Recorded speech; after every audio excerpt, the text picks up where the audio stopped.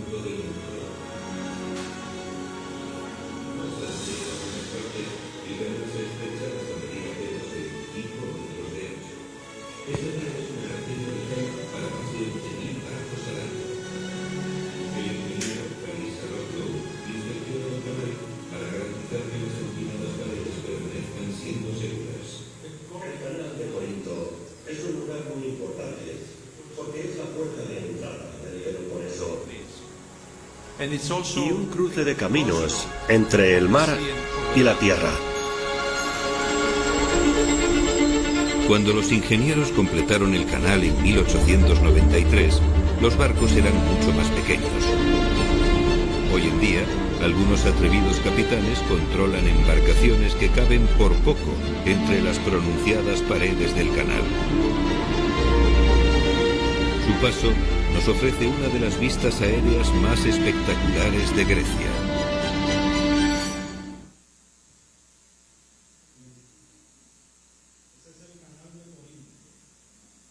Un canal artificial construido por el hombre, al igual que el canal de Panamá, que vino como una respuesta a una necesidad, la necesidad de transportarse de un lado al otro a través de esa península, la península de Corinto. Anteriormente había que dar la vuelta, como decía el video ahí, había que dar la vuelta, más de 700 kilómetros. Sin embargo, gracias a esta maravilla de la ingeniería, hoy en día es mucho más fácil comunicar el lado italiano con el lado turco. Bien, hoy vamos a empezar un estudio sobre Primera de Corintios. Primera de Corintios es una de las 13 cartas que escribió el apóstol Pablo. El apóstol Pablo escribió estas 13 cartas, de las cuales 9 de ellas fueron dirigidas a iglesias específicas y 4 de ellas dirigidas a personas. Las 9 cartas dirigidas a iglesias fueron Romanos, estuvimos estudiándola el mes pasado, Primera y Segunda de Corintios. Hoy vamos a empezar con Primera de Corintios y el mes que entra, si Dios lo permite, otro hermano estará compartiendo Segunda de Corintios. Efesios, Filipenses, Colosenses, Primera y Segunda de Tesalonicenses y Gálatas. Esas son las 9 cartas a iglesias. Y las 4 cartas dirigidas a personas particulares, escritas por Pablo, fueron Primera y Segunda de Timoteo, Tito y Filemón. Maravillosa carta a Filemón, un solo capítulo, la más breve de todas. Una maravilla. La semana pasada, como decía, terminamos con Romanos. Curiosamente, si prestaron atención a lo que el hermano, a los detalles de esas clases del hermano Carlos, Él dijo que la carta a los romanos fue escrita ¿dónde? ¿Desde dónde? Desde Corinto, ¿verdad? Entonces hoy vamos a empezar con la primera carta a los Corintios, que fue escrita desde Éfeso. En este estudio, obviamente fueron cartas, fueron escritas desde otros lugares para ser enviadas a esas ciudades. Pablo estaba en Corinto cuando escribió la carta a los romanos. Luego de esto, escribió la carta a los Corintios desde Éfeso. Bien, es importante señalar que en el Nuevo Testamento hay dos cartas a los Corintios, primera y segunda de Corintios. Sin embargo, estas no fueron las únicas cartas que Pablo escribió a esta iglesia, sino que fueron las únicas que se registraron en la Biblia. Pero Pablo ya les había escrito al menos una carta antes de la primera epístola a los Corintios. Vamos a ver eso un poco más adelante.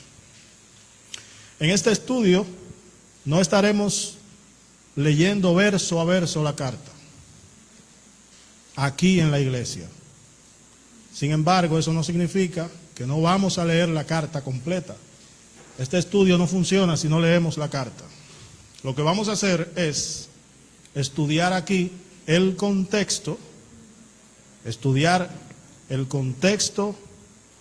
y el esquema temático de la carta, y en nuestras casas vamos a leer la carta completamente. Cada semana yo les voy a decir, miren, vamos a leer de tal capítulo a tal capítulo, para que ya con este contexto que tenemos aquí, vamos a leer Primera de Corintios con otros ojos, como dicen, nos vamos a ver de una manera distinta, y así sucesivamente hasta que completemos el mes.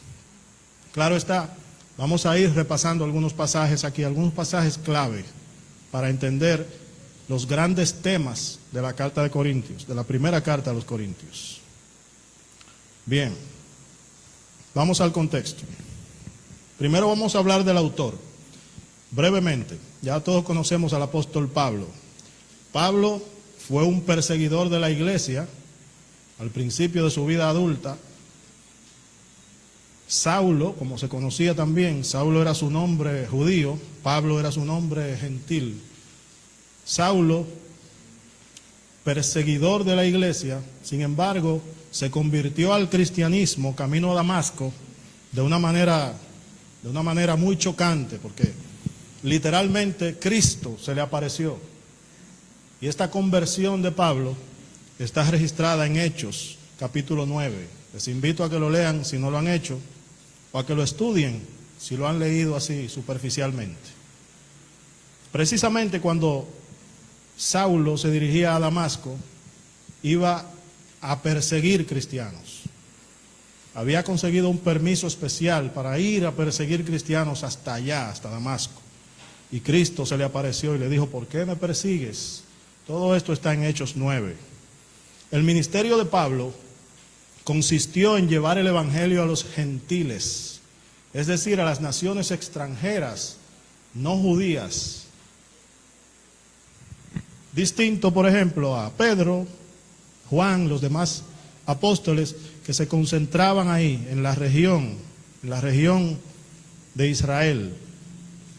Vamos a ver la ciudad de Corinto un poco. Hay una presentación, la anterior. Vamos a ver. No, sigue, la siguiente, está bien. Bien. Vamos a conocer la ciudad de Corinto. Ese mapa que está ahí es el mapa de Grecia. El mapa de Grecia completo. Grecia está dividida en dos partes. La parte norte, esa parte grande que está allá arriba, que dice norte de Grecia, literalmente, y la parte sur, que se conoce como la península del Peloponeso, que es debajo ahí. Estas dos partes, la parte norte, la parte de Grecia continental al norte, y la parte sur, la península del Peloponeso, están unidas por esa pequeña garganta ahí, que está, yo la pinté de amarillo para que la vean. Es un puente natural que une el norte de Grecia con el sur de Grecia. Justo ahí está Corinto, en ese medio, ahí, en ese centro, donde se conectan ambas extensiones de terreno. Esa franja estrecha que está pintada de amarillo, eso se conoce como istmo. En geografía, un istmo es una extensión minúscula de tierra que conecta dos grandes extensiones de tierra, algo así como un puente natural. Este istmo, el istmo de Corinto, conecta, además del norte y el sur de Grecia, sirve de conexión, digamos, de puente entre dos regiones marítimas importantes. Al este, para acá, por ahí anda Italia, y al oeste, hacia allá, está Turquía. En ese tiempo, en el tiempo de Pablo, el tiempo que nos ocupa, era una época de mucha actividad comercial por ahí, por esa región. Debido a la ubicación de Corinto, justamente ahí, en esa franja de tierra de Corinto, había mucho movimiento comercial, no es para menos. Si estaba justo en medio del norte y el sur de Grecia y de dos océanos importantes. Todo el flujo comercial entre estas cuatro partes tenía que pasar por allí. Y como todas ciudades, y como toda ciudad portuaria, en ese tiempo, en Corinto había mucho turismo de recreación y también turismo de negocios. Los comerciantes hacían turismo ahí. Vamos a ver un poquito más eso en detalle.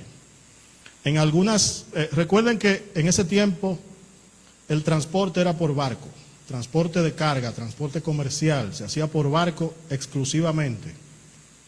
Muchas veces el clima no era favorable, las embarcaciones, debido a inclemencias del tiempo, a veces tenían que detenerse ahí, en uno de esos dos puertos. Hay un puerto en el este que se llama Puerto Lequeo y un puerto al oeste que se llama Puerto Cencrea. Algunas veces los barcos tenían que detenerse ahí por un tiempo debido a las inclemencias del tiempo o a esperar a que hubiese más viento, ya que los barcos, muchos de ellos, se movían con el viento. Pero también había otra razón por la que allí se detenía la gente, los navegantes, los comerciantes.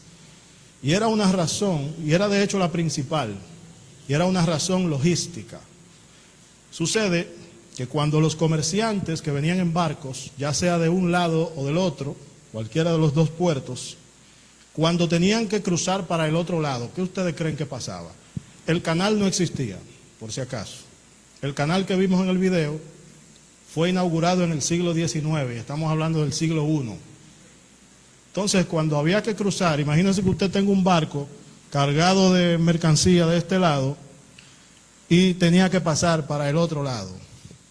Tenía dos opciones: dar la vuelta completa, más de 700 kilómetros. El mar, por ahí por el sur de esa península, era difícil, era impredecible. Quien se aventurara a cruzar por ahí muchas veces no llegaba a su destino. Aparte del costo, hacer un viaje de esa envergadura, 700 kilómetros para transportar mercancía, no era eficiente en términos de costo, en términos de negocio. Salía más caro el viaje que lo que se iban a ganar posiblemente. Todo para cruzar de un lado al otro, que solo eran 6 kilómetros. De un puerto al otro habían 6 kilómetros, literalmente. Bueno, pues lo que hacían en ese tiempo, que no había canal, repito, era que dejaban el barco de un lado, descargaban el barco, movían la mercancía por tierra, 6 kilómetros por tierra, y cargaban otro barco del otro lado. Ese mecanismo, digamos, de transporte, ese mecanismo de logística, era el más utilizado en ese tiempo, porque les ahorraba el trauma de rodear toda la península, el costo y el peligro. Era prácticamente la única alternativa que tenían. Mientras se cargaba mercancía de un lado a otro, de un barco a otro, por tierra, había que quedarse en algún lugar. las tripulaciones de esos barcos que venían de distintas partes del mundo, podían venir de Turquía, podían venir de Italia, de España. Esas tripulaciones de diversas nacionalidades necesitaban hospedaje, comida, recreación, y el lugar para eso era Corinto. De ahí que Corinto se convirtió en una metrópoli, en una ciudad, lo que llamamos cosmopolita, porque allí se albergaban distintas culturas, hubo una mezcla cultural. Quienes me conocen me han oído hablar de mezcla cultural, de choque de culturas anteriormente, y les había dicho que eso a veces trae problemas, a veces no, siempre. El choque de culturas está demostrado a través de la historia que es problemático. Vamos a ver. Debido a este gran flujo de personas, se dio una gran mezcla no solamente de culturas, sino también de idiomas, de razas, de religiones, de costumbres. Todo se hizo relativo. La moral se hizo relativa. Cualquier parecido con la realidad de hoy en día es pura coincidencia. Bueno, esta realidad de que los choques culturales traen consecuencias negativas no fue la excepción en Corinto. Corinto no fue la excepción a esta realidad. Esta gran mezcla provocó que esta ciudad se pervirtiera con el tiempo. Un lugar se convirtió en un lugar entregado a la inmoralidad, a la borrachera, a la prostitución. Tanto así, hermanos, que la palabra corintio se convirtió en una ofensa, en una forma de ofender, en un verbo incluso, corintianizar. Decirle corintio a alguien era decirle borracho, o a una mujer decirle corintia era decirle prostituta. Corintianizar era pervertir, era deformar algo moralmente. Decir que una ciudad o una nación se estaba corintianizando equivalía a decir que se estaba degenerando, desmoralizando. Así era la realidad de esta ciudad. Corinto, y vamos ahora al contexto religioso, creo que hay una diapositiva para eso. Corinto, en definitiva, ciudad cosmopolita, entre otras cosas, había una gran mezcla religiosa. El contexto religioso de Corinto no era menos degenerado que el contexto cultural y social. La mayoría de las personas en Corinto, como venían de distintos lugares, practicaban religiones paganas. Es decir, no eran judíos ni cristianos, la gran mayoría. Adoraban ídolos, si es que adoraban algo. Era tal el sincretismo religioso en Corinto que prácticamente allí convergían todas las religiones conocidas en el siglo I. Había, por ejemplo, un templo que está ahí en sus pantallas, esas son las ruinas que quedan de ese templo, un templo dedicado a la diosa griega Afrodita, que era la diosa de la sensualidad y el amor. La versión romana de esta diosa era Venus. La principal actividad que se realizaba en ese templo a Afrodita, era la prostitución sagrada. Es decir, mujeres prostitutas consagradas, entre comillas, a esta diosa, a adorar a esta diosa. La adoración a esta diosa se hacía a través de actividad sexual desenfrenada. Esa era la adoración que se hacía en ese templo. Y habían varios templos ahí, ese no era el único. Esa ciudad era tan degenerada, hermanos, que curiosamente, para hablar de su contexto religioso, hay que hablar de prostitución. Miren que empezamos a hablar de prostitución profundamente cuando empezamos a hablar de su contexto religioso. Eso no es cualquier cosa. Había, por ejemplo, navegantes, porque aparte de eso, la diosa Venus también era la diosa, supuestamente, de los marineros. También era la diosa del placer sensual. Esa combinación dio al traste con toda esa actividad turística degenerada. Todas esas tripulaciones que venían, muchos de ellos se detenían ahí simplemente para ir al templo a adorar, entre comillas, ya ustedes saben. Obviamente eso tenía un costo y eso era una actividad muy rentable, muy degenerada, pero muy rentable. Vamos al contexto filosófico. Puede pasar a la siguiente. El contexto filosófico siempre es importante. A muchos no nos gusta hablar de filosofía o estudiar o leer filosofía, pero miren, mis hermanos, el pensamiento filosófico es lo que traza el camino que siguen las naciones.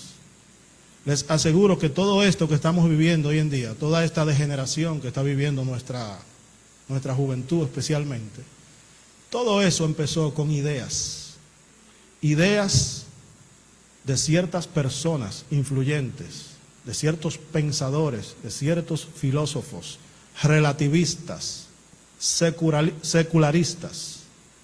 Esas ideas se convirtieron o dieron al traste con lo que tenemos hoy en día. Vamos a ver cuál era el trasfondo filosófico de ese tiempo, que en gran parte fue la causa de lo que se vivió allí o de lo que se vivía allí. La corriente filosófica que estaba surgiendo con fuerza en ese momento, en el momento que nos ocupa, siglo I, Grecia, Corinto. La corriente filosófica principal se conocía como gnosticismo, con G al principio, gnosticismo.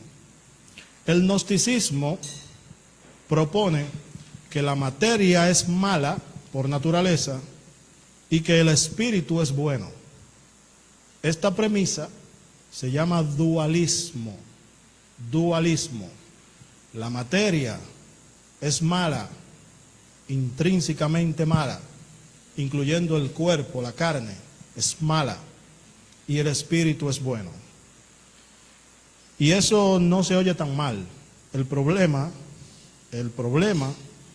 es que según esta visión, lo que hiciera la carne no afectaba al espíritu. Así pensaban ellos. Así pensaban los que promovían esta filosofía, el gnosticismo y el dualismo, que era una idea dentro del gnosticismo, la principal. Lo que haga la carne no afecta al espíritu. Por tanto, comamos y bebamos. Todo eso que sucedía en Corinto sucedía porque había una idea filosófica que corrompió esa nación. Muchos filósofos a través de la historia promovieron esa idea, esa premisa, ese dualismo, principalmente ese señor que está ahí, que se llamaba Platón, que existió mucho tiempo antes de esto. Sin embargo, influyó mucho, el dualismo de Platón influyó mucho en el pensamiento de Corinto. Platón pensaba eso mismo, que había dos dimensiones de la existencia, la dimensión física, la materia, y la dimensión espiritual, que él le llamaba el mundo de las ideas, y que uno era malo y que el otro era bueno, y que lo que usted hiciera de este lado no importaba, porque lo que importaba era lo del lado espiritual. Usted podía hacer lo que usted quisiera, y eso no iba a tener consecuencias trascendentales. Esa era la idea, digamos, la versión secular del dualismo. Pero había, mis hermanos, una versión religiosa de ese dualismo, de ese gnosticismo. Y Pablo, aunque no es el tema que nos ocupa, porque es otra carta, la carta a los Colosenses, Pablo tuvo que pelear también con esa otra parte, con esa otra versión del gnosticismo, que es el gnosticismo religioso. La carta a los Colosenses se trata de eso, básicamente. El gnosticismo religioso cree en ese mismo dualismo influido por Platón y compañía, en que la materia es mala y el espíritu es bueno. Dicho de otra forma, el cuerpo, la carne, es malo y el espíritu es bueno. Pero en vez de entregarse al placer, al desenfreno, como era la versión religiosa de ese dualismo, lo que hacían era que sometían su carne a castigo extremo, se autoflagelaban, se golpeaban, se torturaban a sí mismos, se sometían a toda carencia posible, apenas comían, se privaban de toda forma de placer, de toda forma de recreación. Habían corrientes filosóficas religiosas que practicaban esa forma de gnosticismo, no precisamente en Corinto, pero sí cuando entremos al tema de los colosenses, el hermano que predique esa carta posiblemente les hable de eso. Bueno, pues esa idea permeó esa civilización. De ahí que ellos tuviesen esa idea tan indulgente, esa forma tan indulgente de hacer las cosas, de entregarse al desenfreno y hacer de todo, porque para ellos, en su mente, no había consecuencias trascendentales. Nosotros tenemos temor a Dios, nos cohibimos de todas esas cosas porque sabemos que lo que hagamos aquí sí tiene consecuencias espirituales. Para ellos no era así. Bueno, pues Pablo tuvo que enfrentarse a todo eso. Vamos a hablar un poco de la iglesia de Corinto. Ahora sí, conociendo un poco el contexto de esta ciudad, podemos entender, al menos empezar a entender, qué difícil debió ser mantener esa iglesia. Si nosotros nos quejamos ahora de que las cosas son difíciles, imagínense usted mantener una iglesia ahí, en ese ambiente, día tras día, lidiar con los problemas de los hermanos, las disensiones, los chismes, los problemitas. Vamos a ver algunos de esos problemitas, les aseguro que son fuertes. Bien, la iglesia de Corinto fue plantada por Pablo en su segundo viaje misionero. Pablo realizó 3 grandes viajes misioneros. Esta iglesia, la iglesia de Corinto, fue plantada en el segundo viaje misionero. Pablo inicia esta iglesia en Corinto con la ayuda de 2 creyentes judíos que fueron bastante útiles al ministerio de Pablo. Una pareja, se llamaban Priscila y Aquila. Priscila y Aquila ayudaron a Pablo a plantar esta iglesia, la iglesia de Corinto. Pablo tenía por costumbre empezar las iglesias predicando en las sinagogas. Las sinagogas era el lugar de reunión de los judíos, del judaísmo como religión. Pues Pablo iba allí y empezaba a predicar a Cristo. Y ahí algunos se ofendían, algunos se iban, lo ignoraban, otros lo perseguían, lo agredían verbalmente, físicamente, pero algunos creían y se convertían. Y así empezaban estas iglesias. Y Corinto no fue la excepción. Bueno, pues el origen de la iglesia de Corinto, con Pablo, Priscila y Aquila, está narrado en Hechos 18, y vamos a leerlo. Hechos 18, libro de los Hechos, que fue escrito por Lucas, capítulo 18, y vamos a leer del 1 al 11.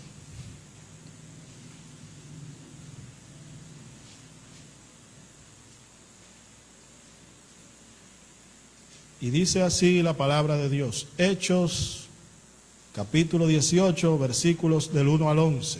Orígenes de la iglesia de Corinto. Los que tengan la Reina Valera del 60 van a ver un subtítulo que dice Pablo en Corinto. Dice así: después de estas cosas, hago una pausa aquí, estas cosas fueron los acontecimientos que sucedieron en Atenas. Los que han estudiado el libro de Hechos saben que Pablo fue a Atenas, no fue muy bien recibido allí, y allí él les habló del Dios desconocido y todo esto.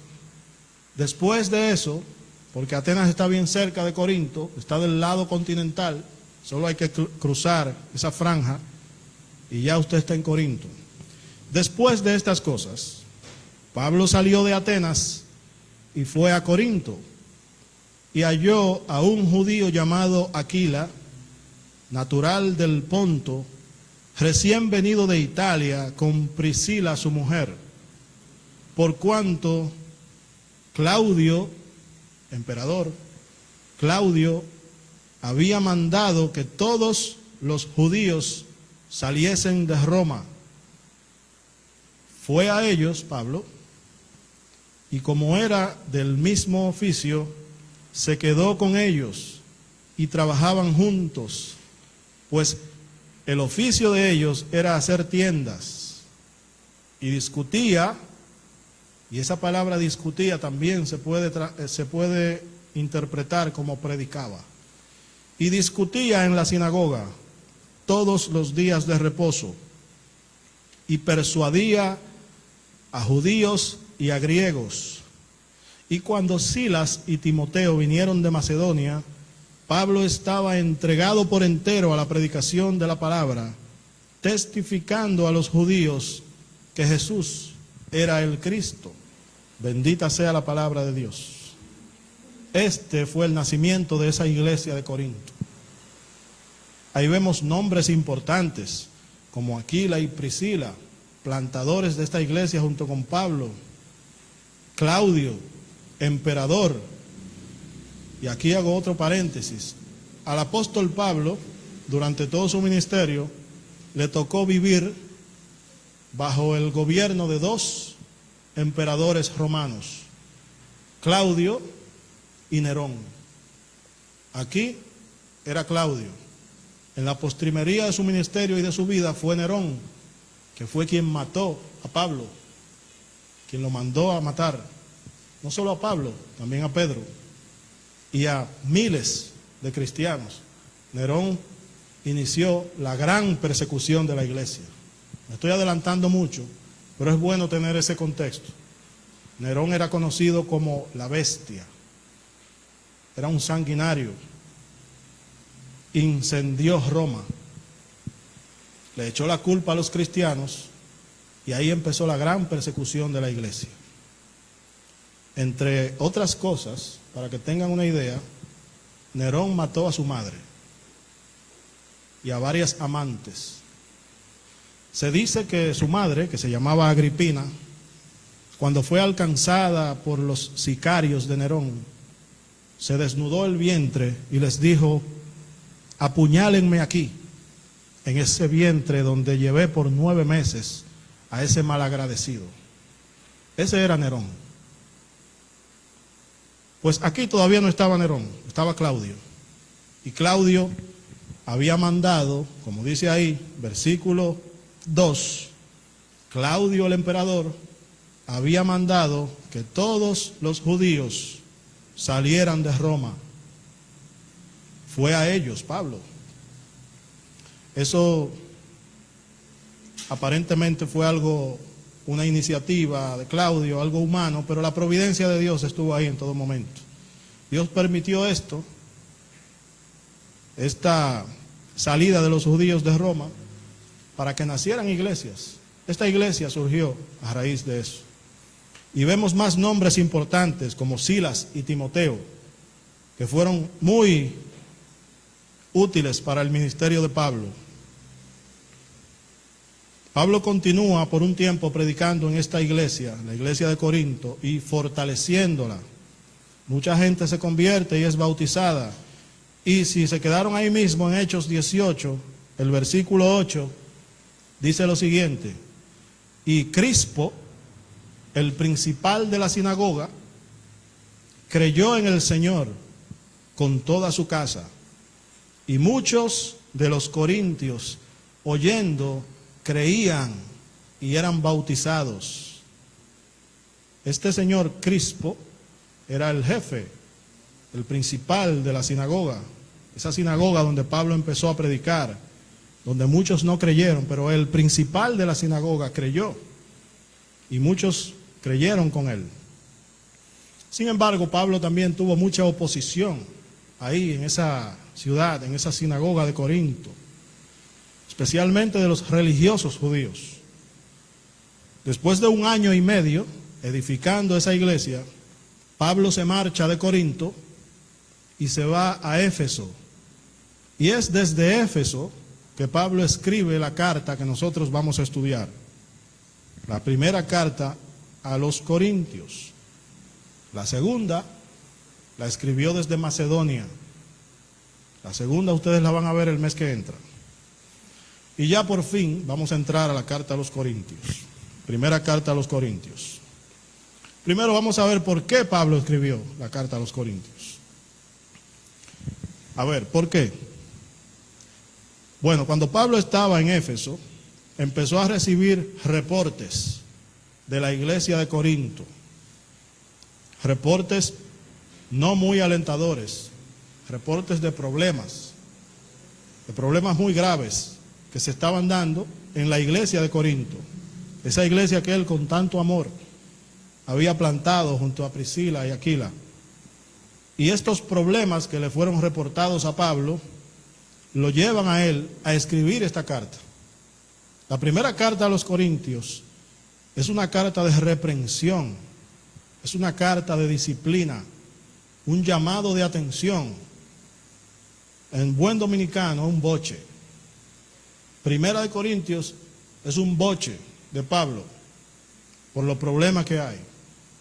Segunda de Corintios, para que tengan una idea, ya es un poquito más relajada. Ya Pablo está más tranquilo. Es como que, ok, después del boche que le di en la primera, ahora los reportes que tengo son negativos, de que ustedes aprendieron la lección, de que se arrepintieron. Y esa carta segunda a los Corintios es una carta un poquito más relajada, para que tengan un pequeño adelanto. Pero en esta primera, Pablo está incómodo y con razón.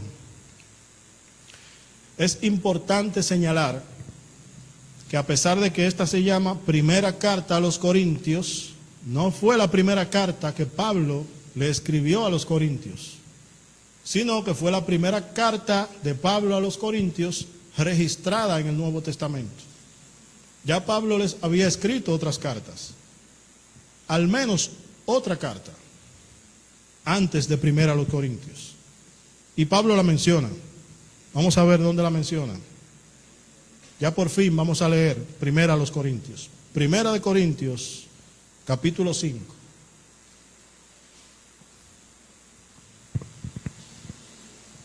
Primera Corintios, capítulo 5. Vamos a leer 2 versículos ahí solamente, del 9, bueno 3, del 9 al 11. Y miren cómo empieza. Y está en Primera de Corintios. Y él dice, os he escrito por carta. ¿A quién? A los Corintios. ¿Cuál carta? Una carta antes de la primera. ¿Cómo se llama? No sabemos. Esa carta no se conservó, no la tenemos. Sabemos algunas cositas. Sabemos que existió, sabemos que hubo otra carta. Pablo la menciona aquí. Os he escrito por carta que no os juntéis con fornicarios, no absolutamente con los fornicarios de este mundo, o con los avaros, o con los ladrones, o con los idólatras, pues en tal caso sería necesario salir del mundo. Más bien os escribí que no os juntéis con ninguno que llamándose hermano fuere fornicario o avaro o idólatra o maldiciente o borracho o ladrón. Con el tal ni aún comáis. De aquí podemos deducir 2 cosas. Primero, hubo otra carta anterior a Primera Corintios, porque la menciona literalmente. Segundo, esa carta anterior a Primera Corintios también fue una carta de reprensión, de llamado de atención, porque él empieza diciéndole, os he escrito por carta que no hagan esto, aquello y lo otro. También fue una carta de disciplina, porque esta iglesia era reincidente en estos problemas. Esa es la idea que tenemos aquí, lo que podemos extraer de aquí. Que no se junten con personas fornicarias, avaros, maldicientes, borrachos. Todos esos problemas que sabemos que había en Corinto y que ahora, como conocemos el contexto, sabemos de dónde vienen esos problemas. Ustedes ven qué bueno es el contexto. Qué importante es conocer el contexto histórico, social, cultural, filosófico, religioso, porque ya sabemos de dónde viene todo esto. Mire cómo él enumera ahí esos pecados: idólatras, la diosa Afrodita, Venus, ladrones, avaros, fornicarios, etc.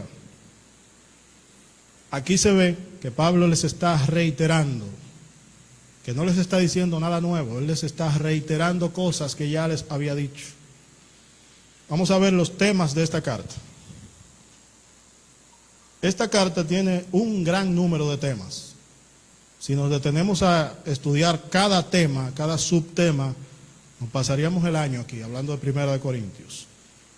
Pero los temas de Corinto lo podemos agrupar, lo podemos enmarcar en, digamos que 5 grandes temas, 5 grandes ejes temáticos. El primero, las divisiones de la iglesia. Y eso está en 1 Corintios, capítulos del 1 al 4. Eso lo pueden anotar si quieren. Esos son los temas que vamos a tratar aquí. Primer gran tema de la carta a los Corintios. Primera carta a los Corintios. Las divisiones de la iglesia. Capítulos del 1 al 4. Segundo gran tema, segundo eje temático de 1 Corintios. Los pecados sexuales. Capítulos del 5 al 7. Tercer tema o tercer eje temático, la comida. Y ustedes dirán, pero ¿cómo así? ¿Por qué la comida? Bueno, porque esa comida de la cual habla ahí Pablo es específicamente la carne de animales sacrificados a los ídolos. Vamos a ver qué tiene que decir Pablo sobre eso. Eso está en los capítulos del 8 al 10. Cuarto eje temático, cuarto gran tema, las reuniones de los creyentes. Esas reuniones de la iglesia que nosotros hoy en día tenemos. Pablo tiene muchas cosas que decir con respecto a eso, especialmente al uso y abuso de los dones espirituales en esas reuniones, especialmente el don de lenguas. Quinto y último eje temático, la resurrección. Capítulos 15 y 16. ¿Por qué la resurrección? Porque aparentemente estos hermanos tenían ideas distorsionadas sobre la resurrección de Cristo y la resurrección en sentido general. Como hoy no tenemos el tiempo para abordar a profundidad estos temas, vamos por lo menos a explorar el primero de ellos, que son las divisiones de la iglesia. Este tema, que es el primero que trata Pablo, está contenido de los capítulos 1 al 4, y yo les voy a dejar de tarea que lean esos capítulos, del 1 al 4. Lo pueden leer en sus casas, tranquilos. Si quieren leer la carta completa, lo pueden hacer, pero yo les invito a leer capítulos del 1 al 4, que es donde Pablo habla de estos temas de las divisiones. Vamos a leer. Vamos a 1 Corintios, capítulo 1.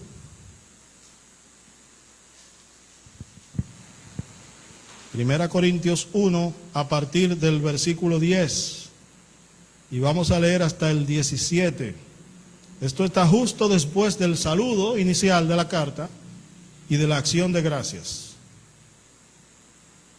Dice así, versículo 10. Os ruego pues, hermanos, por el nombre de nuestro Señor Jesucristo, que habléis todos una misma cosa y que no haya entre vosotros divisiones, sino que estéis perfectamente unidos en una misma mente y en un mismo parecer. Porque he sido informado acerca de vosotros, hermanos míos, por los de Cloé, señalen ese nombre ahí, Cloé, que hay entre vosotros contiendas. Quiero decir que cada uno de vosotros dice, yo soy de Pablo, yo soy de Apolos, yo de Cefas y yo de Cristo. ¿Acaso está dividido Cristo? ¿Fue crucificado Pablo por vosotros?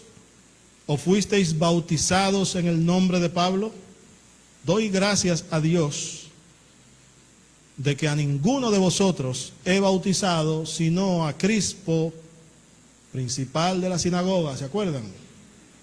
Y a Gallo, el hospedador de Pablo en Corinto. El hermano Carlos se lo mencionó a Gallo, para que ninguno diga que fuisteis bautizados en mi nombre. También bauticé a la familia de Estéfanas. De los demás, no sé si he bautizado a algún otro, pues no me envió Cristo a bautizar, sino a predicar el Evangelio, no con sabiduría de palabras, para que no se haga vana la cruz de Cristo. Aquí Pablo dice que fue informado por los de Cloé acerca de estas divisiones. Pero ¿quién era Cloé? Bueno, aparentemente, porque no se tiene la certeza, esta Cloé era una mujer creyente de la iglesia de Corinto, la cual al parecer gozaba del respeto y la credibilidad de Pablo y de esa iglesia, y que las personas de la casa de Cloé, estos emisarios de la casa de Cloé, fueron quienes informaron a Pablo de estos problemas. ¿Y cómo se daban esas divisiones? Bueno, aparentemente en la iglesia se empezaron a formar grupos alrededor de diferentes líderes y predicadores de la iglesia, de personas influyentes de la iglesia. Unos decían, yo soy de Pablo, versículo 12, y yo soy de Apolos, y yo de Cefas. Otros decían incluso, yo soy de Cristo. Si no saben quién es Apolo, Apolo fue un misionero que era muy elocuente, tenía el don de la palabra, una gran capacidad discursiva. Fue instruido por Aquila y Priscila en Éfeso y viajó por muchos lugares predicando el Evangelio, incluyendo Corinto. De ahí que muchos se enamoraron de la forma de predicar y decían, yo soy de Apolos. Ah, no, está bien, tú eres de Pablo, yo soy de Apolos. Tú eres de Cefas, de Pedro. Está bien, yo soy de Cristo. Pablo aquí les hace preguntas retóricas. Esto se llama diatriba. Cuando Pablo hace estas preguntas, como si estuviese discutiendo con ellos personalmente y luego se las responde él mismo a veces. Eso se llama diatriba. Por ejemplo, él le pregunta, ¿acaso está dividido Cristo? Otras preguntas retóricas, ahí mismo en el versículo 13. ¿Fui crucificado yo? ¿Fue crucificado Pablo por vosotros? ¿O fuisteis bautizados en el nombre de Pablo? Pablo les resalta que no es solamente que ellos no fueron bautizados en el nombre de Pablo, sino que él ni siquiera los bautizó a la mayoría de ellos. Y él les menciona ahí puntualmente a quiénes él bautizó. Miren, yo bauticé a Crispo, principal de la sinagoga, a Gallo, el hospedador, y a la familia de Estéfanas. Pablo les dice que esas fueron las únicas personas que él bautizó. Si él ni siquiera bautizó a la mayoría, mucho menos ellos fueron bautizados en nombre de Pablo. Por eso decir yo soy de Pablo era una contradicción y era una herejía incluso. Pero incluso los que decían yo soy de Cristo estaban desenfocados, porque ellos no decían yo soy de Cristo en el sentido del señorío de Cristo, sino que reducían a Cristo al lugar de los demás líderes de la iglesia. Y decían, yo soy de Cristo como tú eres de Pablo, como tú eres de Apolos. No estaban dándole a Cristo el lugar que le correspondía, sino que estaban usando a Cristo como una figura para disentir, para dividir la iglesia. Hasta este extremo llegaron. Este es de Cefas, aquel es de Pablo, el otro es de Apolos, y yo soy de Cristo. Muy desenfocados estaban, porque habían perdido de vista el Evangelio que es poder de Dios para salvación, hermanos. Vamos a la aplicación. La unidad de la iglesia, hermanos, no es un lujo, es un deber sagrado. La unidad de la iglesia requiere sacrificio, requiere humildad, requiere saber callar cuando no es oportuno hablar. Incluso la verdad a veces puede ser hiriente. Hay veces que hay que guardarse incluso la verdad en ciertos momentos y en ciertos lugares para mantener esa unidad. Hay que tener mucha sabiduría. La unidad de la iglesia no es un milagro que viene del cielo de una forma sobrenatural, instantáneamente. Es algo que se va construyendo, que se va edificando. Es el resultado que se obtiene cuando se practica el amor. Es el resultado que se obtiene cuando la iglesia está en comunión permanente con Dios. Estando en comunión con Dios de manera permanente, no se le da espacio al enemigo, porque el enemigo está al acecho para resquebrajar esa unidad de la iglesia. Esta es la lección que debemos aprender de este primer gran eje temático, la unidad de la iglesia, hermanos. Debemos luchar para que la unidad de la iglesia se preserve. Vamos a orar.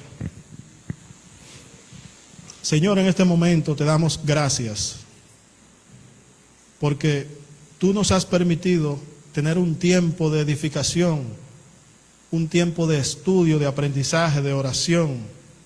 Gracias, Señor, por tu palabra. Gracias porque nos has permitido servir tu palabra en vasos de barro. Gracias, Señor, por la salvación tan grande que nos has dado por medio de tu Hijo Jesucristo en la cruz del Calvario. Permite que todo lo aprendido aquí sea de edificación para la iglesia y para el medio en el cual nos desenvolvemos, cualquiera que sea. Te pedimos que permita, Señor, que estas personas lleguen a sus hogares sanos y salvos.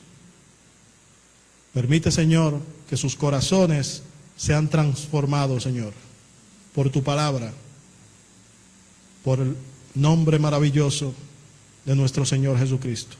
Amén.